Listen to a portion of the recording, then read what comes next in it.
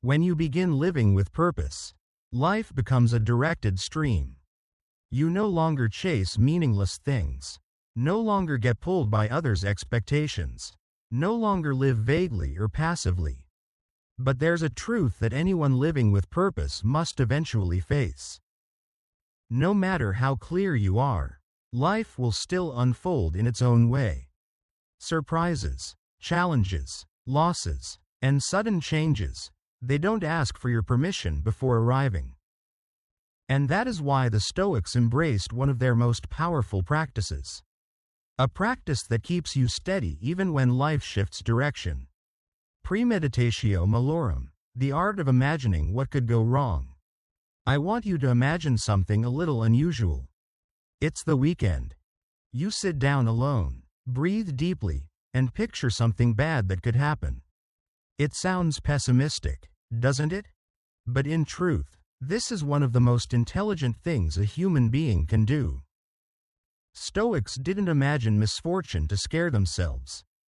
They imagined it to prepare, to strengthen inner resilience, to soften the shock when life turns unexpectedly, so that when hardship arrives, they respond with reason, not panic. Seneca once said, "A person who has prepared for misfortune will never truly be unfortunate." This isn't poetic philosophy. It's clinical psychology. I've met countless patients who struggle with anxiety, not because they fear something bad, but because they never think about it deliberately. Their minds stay vague, tense, overwhelmed. But when I guide them through premeditatio malorum, their fear drops by half. Why? Because preparation always reduces fear. I remember a patient named Jenna, 35, an office worker. She constantly panicked at the thought of losing her job, getting sick, or facing financial trouble. She said, "I can't stand feeling blindsided." I told her, "Then stop letting life blindside you."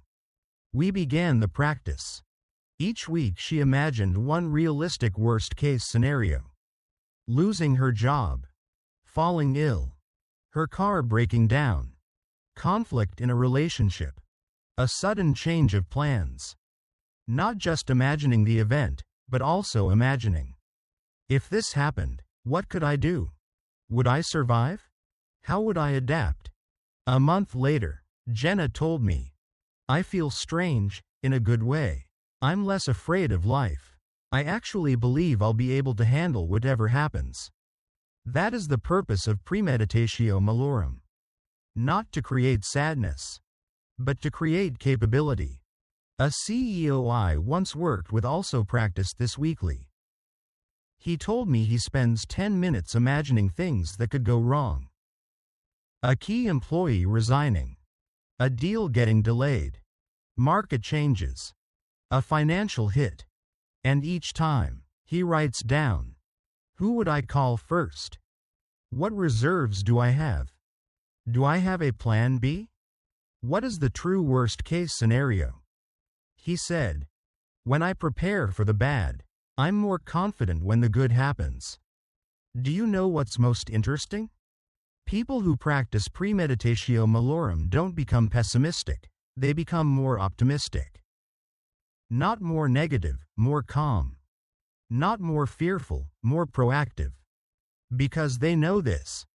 Nothing can completely break them, because they've already seen it in their mind before it arrives in reality. I want you to try this classic Stoic exercise. Once a week, spend 5 minutes imagining one realistic difficult scenario. Don't pick something extreme. Choose something plausible. Losing a project, a sudden expense, a minor illness, a misunderstanding, a stressful conflict. Then ask yourself 3 questions. If this happens, what can I do? Who can support me? Will I survive? You'll notice 99% of fears are exaggerated, and the remaining 1% always has a way through. The Stoics saw premeditatio malorum as a kind of mental vaccine. You expose yourself to a small dose of fear in a controlled environment. So when the real thing comes, you've already built immunity. You no longer fear the unexpected. You no longer fear not knowing what to do.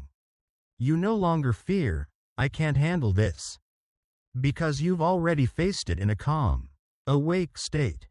I say this with complete sincerity as a therapist. If you don't prepare for hardship, hardship becomes terrifying when it comes. If you prepare, hardship becomes a solvable problem.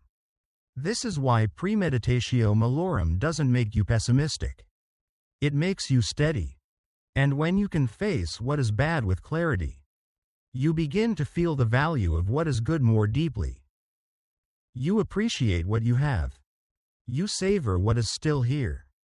You place your heart in the right things, the right people, the right moments. And from this ability to accept the bad, we step into an even more beautiful Stoic practice. One that helps you live more richly, more meaningfully, more awake. The awareness of impermanence. And that is where we will go next. When you practice premeditatio malorum, you're not just preparing your mind for the worst that could happen, you're training a very special quality. Calmness in the face of uncertainty.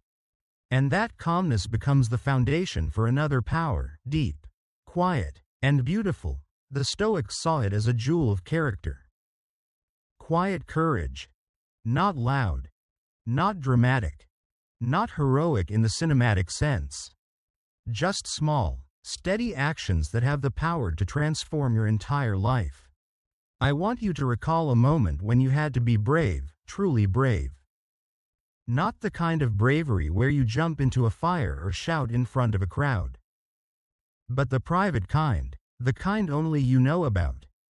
Saying something honest. Admitting you were wrong.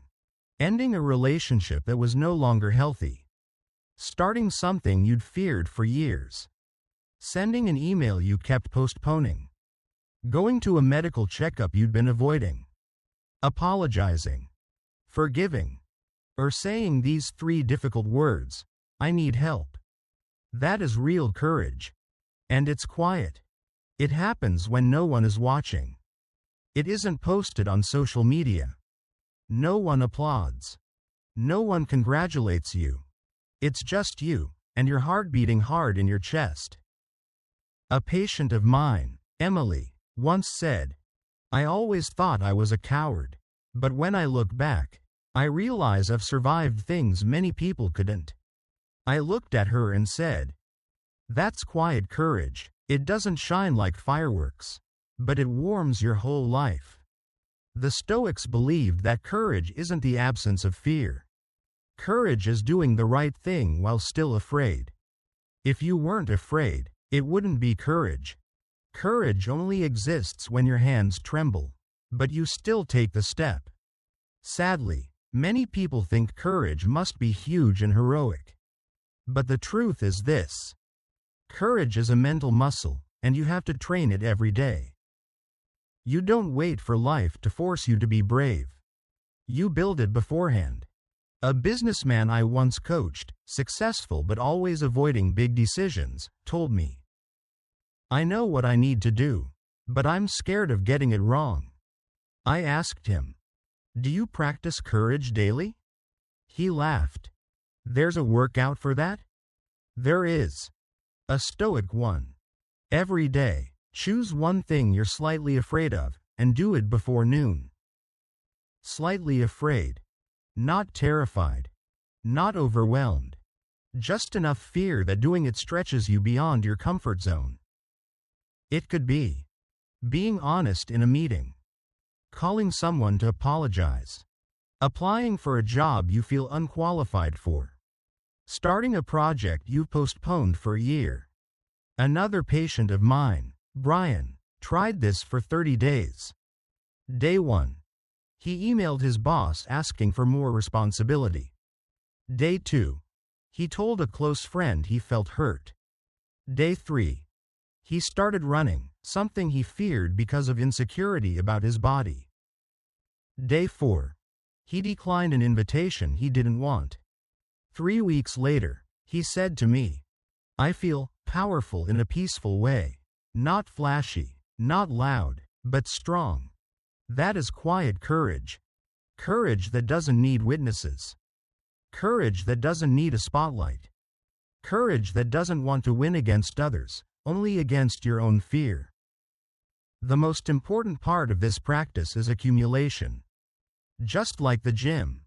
You don't lift 100 kilos on day 1. You start with 5. Then 10. Then 15. Courage is the same. You don't begin by changing your whole life.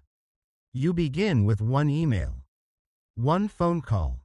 One small action that moves against fear. And each time you do something slightly scary, you send a message to yourself. I can do this. Then again, I can do this. And again, I can still do this. Over time, this stops being a sentence. It becomes a belief. And that is how quiet courage builds unshakable confidence. One day Brian said to me, I think strong people aren't fearless. They're just willing to do one small thing every day, until fear becomes just a shadow behind them. Exactly. And that's what the Stoics believed for thousands of years. Quiet courage isn't for mythical warriors. It's for all of us, ordinary people trying to live a decent, honest, meaningful life. And when you train courage in this gentle but consistent way, you discover something profound. What once felt too much becomes a small challenge. What once terrified you becomes a whisper. And each courageous step brings you closer to the person you want to become. From here, with your inner strength steady, your heart calm, and your will grounded, you're ready to enter the next lesson, a lesson that softens your heart, deepens your gratitude, and transforms how you experience life itself. Cherishing impermanence. And that is where we will go next.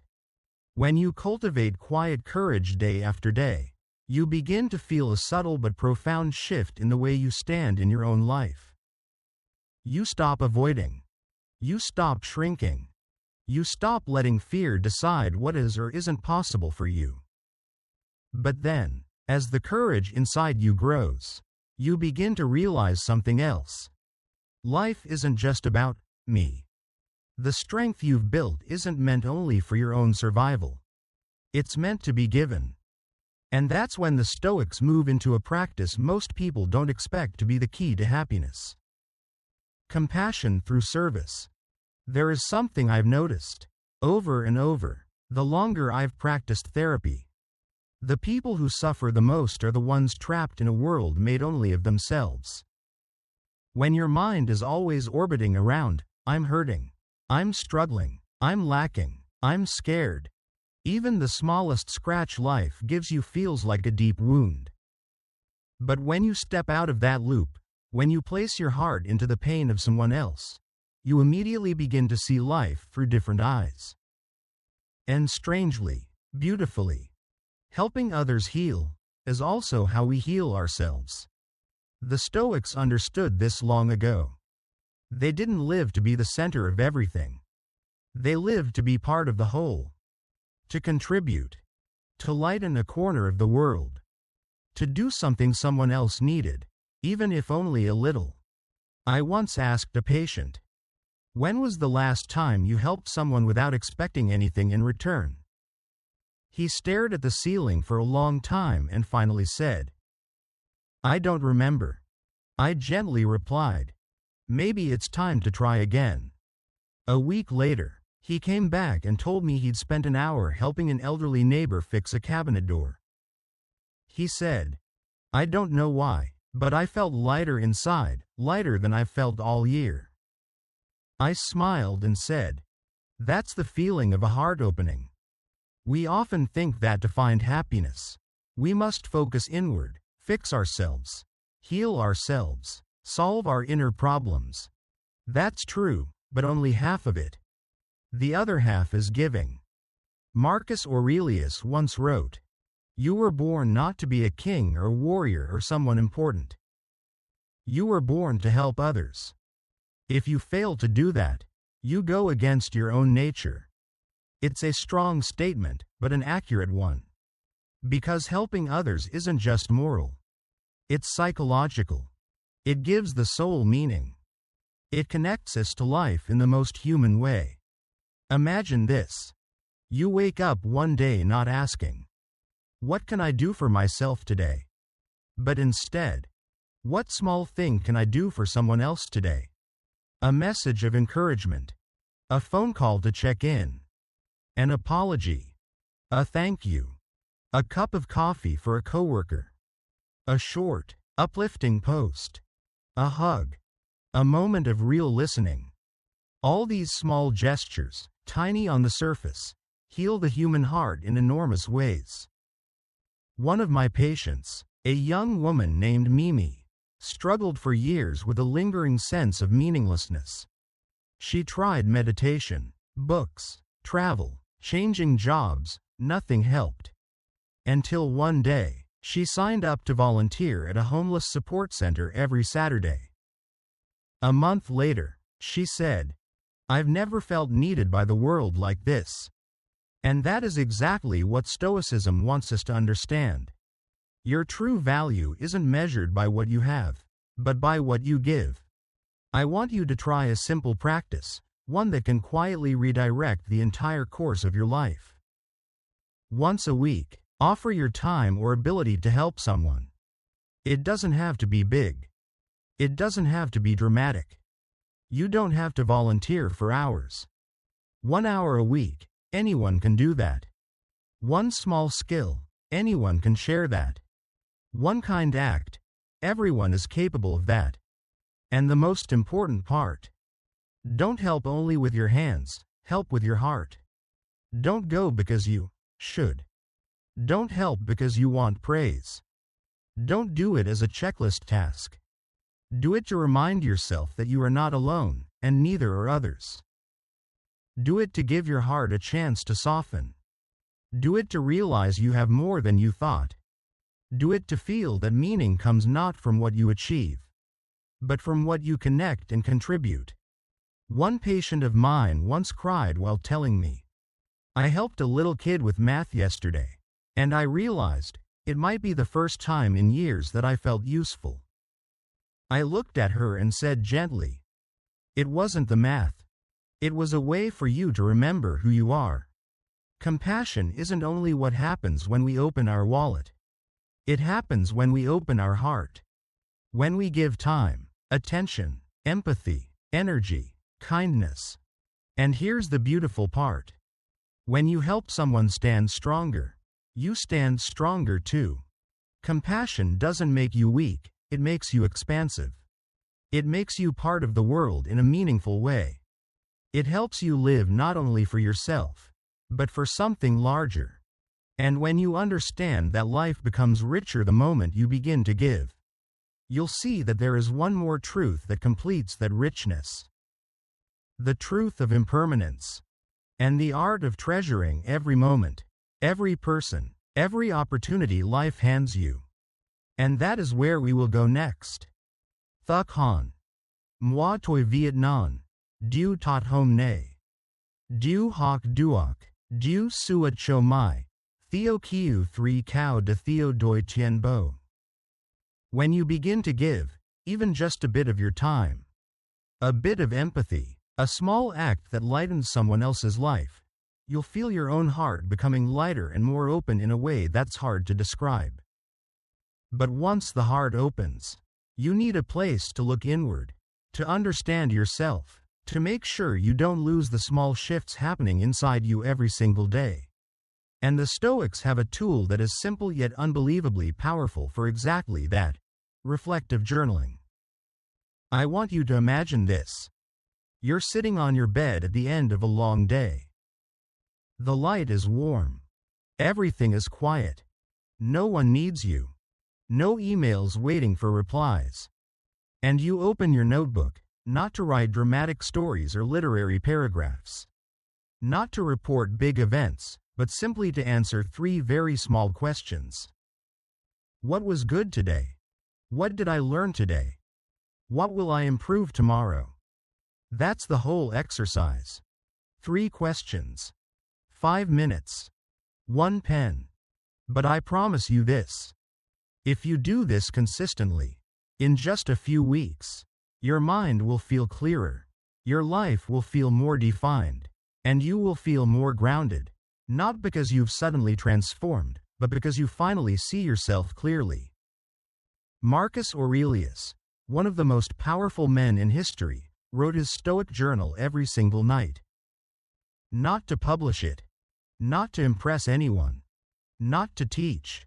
He wrote to look inward, to prevent power from corrupting him, to remember he was human, to stay awake, to avoid being swept away by the storm of life. His meditations was nothing more than his private journal. In therapy, I always tell my clients, real growth doesn't come from changing fast, it comes from seeing yourself clearly. And journaling is the tool that helps you see yourself every day. I once worked with a young entrepreneur named David. He was brilliant, driven, but his mind was always tangled like a knot of wires. When I asked him, "What was good today?" he answered, "I honestly don't know." That was the problem. It's not that his day had no good. He simply couldn't see it. I told him, every night, just write 3 lines, no more. A month later, he returned and said, I feel like a different person, not because anything big has happened, but because for the first time, I actually know how I'm living. Those 3 questions create 3 quiet miracles. First, when you write, "What was good today?" your brain slowly learns to notice the good. Normally, it notices problems because the human brain is wired to detect danger. But journaling retrains that wiring. When you begin to notice the sunlight, a kind smile from a stranger, or simply the fact that you drank enough water, you are teaching your mind to recognize the bright spots of your life. Second, what did I learn? Turns every experience, including uncomfortable ones, into lessons, not failures. Someone spoke harshly to you? You learned about boundaries. You missed a deadline? You learned about time management. You argued with your partner? You learned something about listening. Nothing is wasted, as long as you write it down. Third, what will I improve tomorrow? Turns awareness into action. Not to judge yourself. Not to punish yourself. Just to remind yourself that you can do slightly better, not perfect. Just 1% better than today. And 1% every day builds an entirely different life. An older client of mine, Linda, used journaling to free herself from years of guilt and self-blame. She once said, I've always believed I did so many things wrong. I told her, let the notebook prove whether that's true. 3 weeks later, with tears in her eyes, she said, I realized I've also done so many things right. I just never noticed. That is why journaling heals. It helps you see the good in yourself, the good you've ignored because you were too focused on flaws. And here's something important. You don't have to be a good writer to keep a journal. You just have to be honest. Journaling is a conversation between you and you, no one else. No judgment. No grading. No comparison. You can scribble, misspell, write messy, write emotional, write short and blunt. Today I took 2 deep breaths. Good. Today I got irritated but didn't snap. I learned patience. Tomorrow I'll sleep earlier. That's enough. That's stoic. That's growth. One thing I want you to remember. Journaling isn't for recording life. It's for understanding life. It's not to remember what you did today. It's to remember who you are and who you're trying to become. And as you write day by day, page by page, you'll change in ways you don't even notice. Not loudly. Not dramatically. Not suddenly. Just a little more right each day. And that quiet shift is the perfect foundation for the final lesson. The lesson that helps you hold together everything you've built through Stoicism. Your meaning, your direction, and the way you choose to live each day. And that is where we are heading next. When you keep a Stoic journal every night, you begin to see yourself more clearly. The good things, the lessons, the places you need to improve, all of it becomes a continuous stream of growth. And then, as you look back through the pages, you realize something profound. Everything in this life changes. No 2 days are the same. No emotion stays forever. No person remains beside us in exactly the way we want. And the moment you realize that, you enter the final, and perhaps the most beautiful lesson of the entire Stoic journey. Accept impermanence so that your heart can be free. I want you to pause for a moment. Take a deep breath, and think of 3 things you have in your life right now. A friend you love. Your current health. A morning ritual you enjoy. A corner of your home that feels safe. A moment of peace you never really noticed before. Do you think these things will stay forever? They won't. And precisely because they won't, they're priceless. Impermanence is not the enemy of happiness. Impermanence is the foundation of happiness. If everything lasted forever, you would never appreciate it. If people never left, you wouldn't love as deeply. If joy never faded, you wouldn't savor each moment. Marcus Aurelius wrote, "What you value becomes more beautiful when you know you will soon lose it." I once had a patient named Samuel who struggled deeply with the fear of loss. He feared his parents aging, feared his children growing up, feared his body weakening, feared time moving too fast. He told me, "Doctor, life feels like it's slipping out of my hands." I looked at him and asked, "Are you sure life was ever yours to hold on to?" He went silent. That was the first moment he understood. What hurt him wasn't impermanence. It was his attempt to cling to what cannot be held. And that is the root of suffering. Not loss. Not change. But resisting the truth that the world is always changing. When you accept impermanence, you don't become pessimistic. You become grateful. You don't become cold. You become present. You don't love less. You love more correctly. The Stoics teach us a simple but powerful practice. Every morning, list 3 temporary things you are grateful for. Not permanent things. Temporary ones. Things that could disappear someday. Your health today. A loving message from someone you care about. A simple, delicious meal. A beautiful day. A loved one who is still smiling at you. When you see them as temporary, you naturally appreciate them more. One morning, I guided an elderly patient, Alice, through this exercise. She had lost her husband 2 years earlier and often felt that life had lost its meaning. When I asked, "What temporary thing are you grateful for today?" she said, with a soft smile, "I'm grateful that I can still smell the aroma of coffee." Such a small sentence, but it held an entire universe of life. I asked, "And what if tomorrow you lost your sense of smell?" She paused, her eyes becoming moist. "Then I should savor it more deeply today." That is impermanence. It doesn't take meaning away from life. It places meaning inside every moment of life. The Stoics also practiced something else. Meditation on loss. It sounds sad, but it's not dark at all. It isn't meant to frighten you. It's meant to awaken you. Awaken you to love, to awareness, to presence. Imagine losing something. Not to suffer, but to understand its value right now. I once guided a father who was frustrated with his child for being too mischievous. He had yelled at the boy over something small. I asked him to do one thing. Close your eyes. And imagine 20 years from now. When this house is quiet, and his footsteps are gone. 5 seconds later, he opened his eyes with a changed expression. That day, he hugged his son longer than usual. Impermanence doesn't take away what you love. It brings you back to it, so you can experience it fully, right now. And here is the most beautiful thing impermanence teaches us.